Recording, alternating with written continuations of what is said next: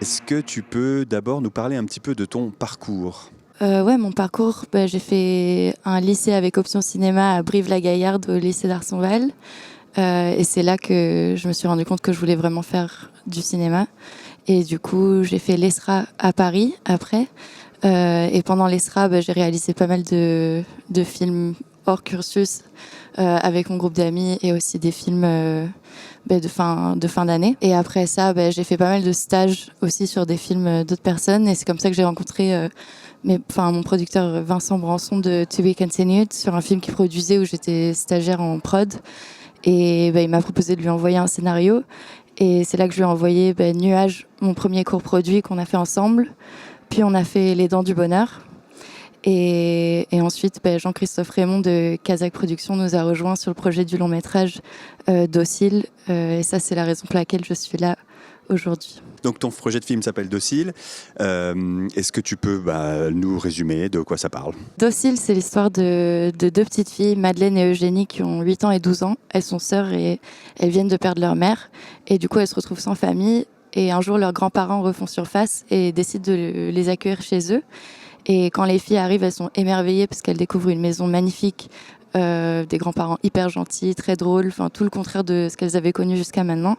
Et tout se passe hyper bien jusqu'au jour où le grand-père offre un rat sans poil qu'il a trouvé sur son chantier à la petite sœur Madeleine en lui faisant promettre d'en parler à personne. Et donc à partir de là, c'est un peu la descente aux enfers de cette cellule familiale.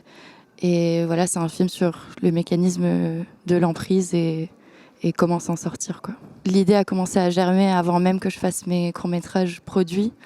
Et en fait, c'est en sortant du film jusqu'à la garde, donc je sais plus exactement il y a combien d'années, mais c'est il y a longtemps, que j'étais tellement chamboulée par le film que ça a fait remonter beaucoup de choses de ma propre enfance aussi. Et c'est en sortant de là que je me suis dit que c'est une période de ma vie que j'avais envie d'aborder aussi, et c'est là où Docile a commencé. Après, c'est évidemment très différent des toutes premières idées de base, mais c'est comme ça que ça a commencé, ouais, donc.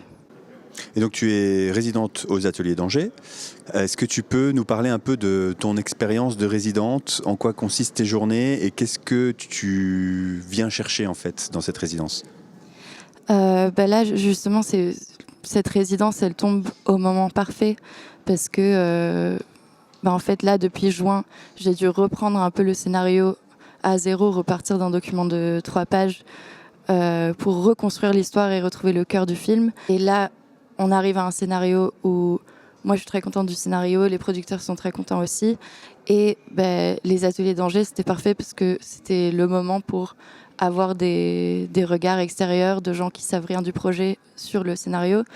Et donc toute la semaine, ça a été des rendez-vous en groupe ou des rendez-vous en tête-à-tête avec des intervenants et intervenantes incroyables et passionnants, et qui avaient tous vraiment lu le scénario, qui avaient plein de choses à dire.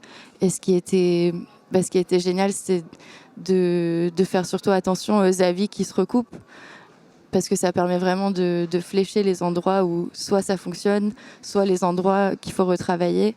Et donc là, je suis hyper heureuse, hyper stimulée, et en vrai, ça me donne beaucoup de force et pour continuer à écrire et pour aller plus loin et essayer de financer mon premier long métrage. On arrive quasiment à la fin de la semaine déjà. Est-ce que tu as déjà une espèce de, pas un bilan, mais une première impression de tout ce que tu as pu apprendre, engranger tu l'as déjà un petit peu évoqué, mais est-ce que tu as déjà une idée de avec quoi tu vas repartir de cette semaine à Angers? Là, j'ai décidé de laisser reposer quelques jours tous les retours parce que j'ai tout noté dans mon carnet. Et j'ai envie de digérer un peu ça, puis ensuite d'y revenir avec ma co-autrice et de réfléchir à ce qu'on veut changer, ce qu'on veut garder. Mais après, il y a plein de retours intéressants, même sur le reste du dossier, pas que sur le scénario. C'est aussi des choses de notes d'intention, ou même là, je sors d'un entretien avec Carla Pallone, qui est une super compositrice. Et c'est super intéressant de discuter même des intentions musicales, parce que le fait de pouvoir le formuler, ça aide à réfléchir, et peut-être des choses qu'on savait inconsciemment mais on n'arrivait pas à dire, d'en discuter, ça permet de concrétiser un peu des idées, quoi. Ça, c'est super enrichissant.